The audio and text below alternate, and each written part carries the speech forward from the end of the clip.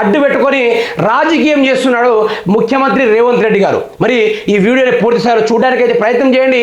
నేను ఈ ముచ్చట ఎందుకు అంటున్నానంటే, ప్రశ్నించే జర్నలిస్టు అతను గత 15 సంవత్సరాలుగా సీనియర్ జర్నలిస్ట్గా V6లో పనిచేసుకుంటూ ఆయన స్టూడియోని మెయింటైన్ చేసుకొని ఆయన కింద 40 మంది ఎంప్లాయీస్ని తయారు చేసుకొని ఆ 40 మందిలో 20 మంది అమ్మాయిలే పనిచేస్తున్నారు. అటువంటి అమ్మాయిలు పనిచేసినప్పుడు వాటి మీద చేయని దురుసుతనం, వారిపైన చేయని అసభ్యకరమైన ప్రవర్తన ఈరోజు రోడ్డు మీదకి వెళ్ళి ఆయనకు ఒకటేసారి కామాంధం వచ్చిందట. కామాంధం వచ్చి ఆ అమ్మాయిల్ని రోడ్డు మీదనే గుంజడం జరిగిందట. ఇది కాంగ్రెస్ ప్రభుత్వం ఎటువంటి గలీజ్ నాటకాన్ని తయారు చేశారంటే ఇక చూడలేమండి, అంత దరిద్రంగా తిలకించారు. ఒకసారి విషయాన్ని చూసుకునే ప్రయత్నం అయితే చేద్దాము. జర్నలిజం ముసుగులో అమ్మాయిలను వేధిస్తున్న కామాంధుడికి దేహశుద్ధి. బాబా, ఈ రాతలు రాసినాడు అసలు వాడు నాకు దొరుకుంటే వాడు ఆ ఎదవ అసలు వాడు మనిషో గాడిదో అన్నం తినడో లేకుంటే పన్నడో. కానీ ఒకటి చెప్తున్నా, జర్నలిస్ట్ శంకర్ ఎంతో మంది సినీ నటి హీరోయిన్లు ఎంతో మందిని ఇంటరాక్ట్ అయ్యాడు, ఎంతో మంది హీరోయిన్స్ తోటి ఇంటర్వ్యూ చేశాడు. మరి అక్కడ ఎక్కడ కలగని కామాంధం ఆ అమ్మాయిలు వచ్చి గుద్దగానే అట కామాంధం కలిగిందట. ఈ ఎదవ సన్నాసి రాసిన రాతలు ఈ చూడండిగో, జర్నలిస్ట్ ముసుగులో అమ్మాయిలను వేధిస్తున్న కామాంధుడికి దేహశుద్ధి శంకరన్న కాదు. కానీ దేహశుద్ధి ఈ రాసిన రాతలోని ఎట్లా కొట్టాలి అంటే, తెలంగాణ ప్రజలకు వాడు దొరుకుంటే మాత్రం వాడిని పీస్ చేసి ఉండాల్సింది. అసలు వాడు కడుపుగా అన్నం తింటున్నాడా లేకుంటే గడ్డి తింటున్నాడా నిజాలు తెలుసుకోకుండా శంకరన్న పైన ప్రజల్లో చెడు అభిప్రాయాన్ని తీసుకురావడానికే ఇటువంటి దురుసుతనమైన మాటలని, ఇటువంటి పనికిరాని అడ్డమైన రాతలు రాసి ప్రజల్లో ఒక చెడు అభిప్రాయాన్ని తీసుకురావడానికి అయితే ప్రయత్నం అయితే చేస్తున్నారు. ప్రజలారా, మీరు శంకరన్న మీకు తెలిసిందే, గత 15 సంవత్సరాలుగా ఎటువంటి వ్యక్తో, అతను ఎటువంటి సమస్యలపైన పోరాడతాడో మీ అందరికీ తెలిసిందే. కానీ ఈ రోజు వచ్చేసేమో ఆయన అమ్మాయిలపైన చెడు అభిప్రాయంతో కామాంధం కలిగి ఉన్నాడని ఇటువంటి రాతలు రాస్తున్నారు. దయచేసి ప్రజలు ఇటువంటి నమ్మొద్దు. ఇది లత్కోర్ రాతలు, ఇది కొండలరెడ్డి రాయించిన రాతలు, ఇది ముఖ్యమంత్రి రేవంత్ రెడ్డి రాయించిన రాతలు, పనికిరాని రాతలు, చెత్త రాతలు, కాంగ్రెస్ గుండాకాలు రాసిన రాతలు. కాబట్టి మీరు పూర్తి స్థాయిలో ఇటువంటి వాటిని నమ్మకుండా ప్రశ్నించే గొంతుకను మీరు సపోర్ట్ చేయాలి. మీరు సపోర్ట్ చేస్తేనే ఈరోజు మేము ముందుకెళ్ళి ప్రభుత్వంతో ఢీ కొట్టాల్సిన అవసరం మాకుంది. ఈరోజు అయితే ప్రజలపైన ఎటువంటి చెడు అభిప్రాయాలు తీసుకొస్తున్నారో మీరే చూడండి.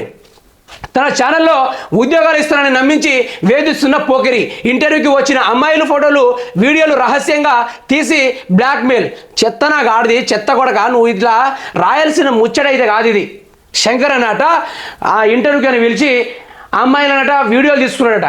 సిగ్గుండాలరా ఈ రాతలు రాసినోడికి. కడుపుగా అన్నం తింటున్నావా లేకపోతే గడ్డి తింటున్నావా?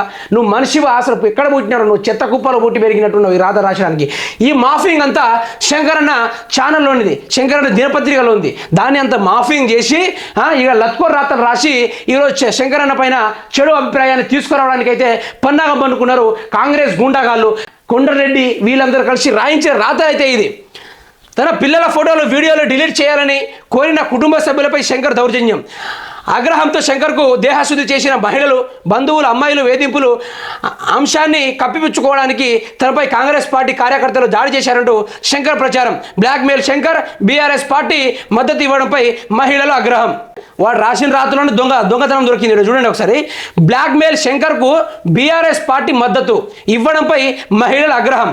అరే ఇక్కడ అమ్మాయిలను వేధించాడనే కామాంధం అని కొట్టాడని చెప్పిండు. మళ్ళీ ఇక్కడ బీఆర్ఎస్ మద్దతు ఇస్తే ఆ మహిళలు ఎందుకు ఆగ్రహం చూపెడతారండి? మీరే చెప్పండి. ఇక దొంగతనం ఈయనే వాళ్ళ దొంగ రాతలు అర్థం కావాలి ప్రజలకైతే, అంతేనే కదా? మరి వాళ్ళు ఇటువంటి దొంగ రాతలు రాసినప్పటికీ ఎట్లా రాయాలి?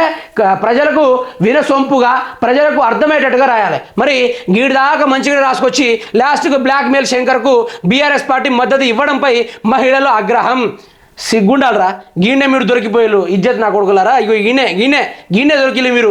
ఇకంత రాతలు ఎంత బూటకం అనేది ఇక గీనే తెలుస్తుంది, ఈ ముచ్చటకానే తెలుస్తుంది. మీరు అమ్మాయిని గుంజడనే పూర్తి దాకా ఈయన బాగానే రాసుకొచ్చిళ్ళు. ఈడికి వచ్చినేమో బీఆర్ఎస్ పార్టీ మద్దతు ఇవ్వగానే అమ్మాయిలకు ఆగ్రహం అట. ఎందుకు ఆగ్రహము? దేనికి ఆగ్రహము? బీఆర్ఎస్ పార్టీ వాళ్ళు వచ్చి కొంగు గుంజిల్లా లేక నీకేమైనా చేసిల్లా?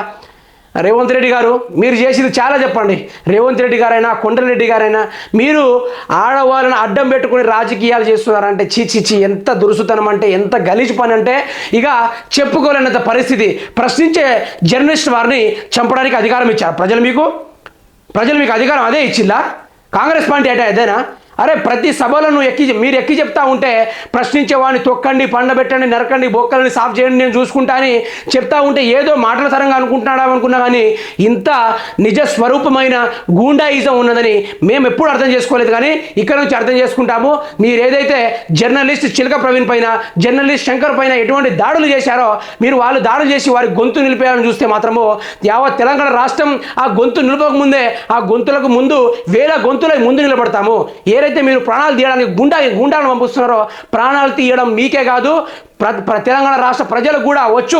వారు కూడా ప్రాణాలు తీసి గొంతు నులిపి పేగులు ఈ విధంగా చూపేంత సత్తువ మా తెలంగాణ రాష్ట్ర ప్రజలకు ఉంది. మీరు ఎన్ని కుట్ర కోణాలు పన్నుతున్నా కూడా ఈరోజు మాత్రం తెలంగాణ యావత్ రాష్ట్రానికి తెలిసిన నిజం అందరికీ తెలిసిన నిజమే. శంకర్ ఇలాంటోడు, చిలక ప్రవీణ్ ఇలాంటోడు, జర్నలిజం అంటే ఏంటిది అనేది ప్రతి ఒక్క ప్రజలకు తెలిసిన ముచ్చటే. మీరు ఏదో నాటకాలు చేసి ఏదో కప్పిపుచ్చాలని చూసుకుంటే ఎవరు ఊరుకోలేరు. అధికారం చేతిలో ఉంది. మీకు రాజ్యాధికారం కట్టబెట్టినప్పటికీ ప్రజల సమస్యలపైన పోరాడు, ప్రజల సమస్యలు తీర్చడానికైతే కంకణం కొట్టుకోగాని ప్రశ్నించే గొంతుకలపైన మీరు వారిని గొంతు నిలిపేయడానికైతే ప్రయత్నం చేయాల్సిన అవసరం ఎంత వాస్తవానికి లేదు. అది కుదరదు కూడా. ఇక నుంచి ఇట్లాంటి ఏమైనా లత్కోర పనులు ఏమైనా ఉంటే మానుకోవాలని కొండలరెడ్డి గారికి, సీఎం ముఖ్యమంత్రి రేవంత్ రెడ్డి గారికి ఇదే విధంగా చెప్తున్నాను. మీరు ఏం చేసినా కూడా జర్నలిస్టు వాళ్ళని చంపగలుగుతాను, కానీ ప్రశ్నించే గొంతుకలు వేల కోట్ల తయారై మళ్ళీ ప్రశ్నిస్తుంది. మీ ఏలే కూర్చుని కుప్ప కూలేదాకా పళ్ళు అని సరిస్తే మొత్తం రాజ్యాలు కూలిపోయిన రోజులున్నాయి. తెలంగాణ రాష్ట్ర ప్రజలు తలుచుకుంటే మీ ఏలే కుర్చీ కూస్తా పళ్ళను కొడితే గల్లను కూలిపోయి నేలక్కన అత్తుకొని పోతారు. ప్రజలు తొక్కే కీసులాటకి ఇక మీ రాజ్యాధికారమే అవపడకుండా పోతుంది. కాబట్టి మీరు ప్రజలారా దయచేసి శంకరన్ పైన ఇటువంటి బూటకమైన ప్రచారము, జర్నలిస్ట్ చిలక ప్రవీణ్ పైన ఎటువంటి చెడు అపనిందలు వేసి వారిని కొడుతున్నారు అంటే ప్రజలు ఇక మీరే ఆదుకోవాలి. నిజాలను మీరే చూసి అర్థం చేసుకోవాలి ఏది నిజం ఏది అబద్ధమైనది.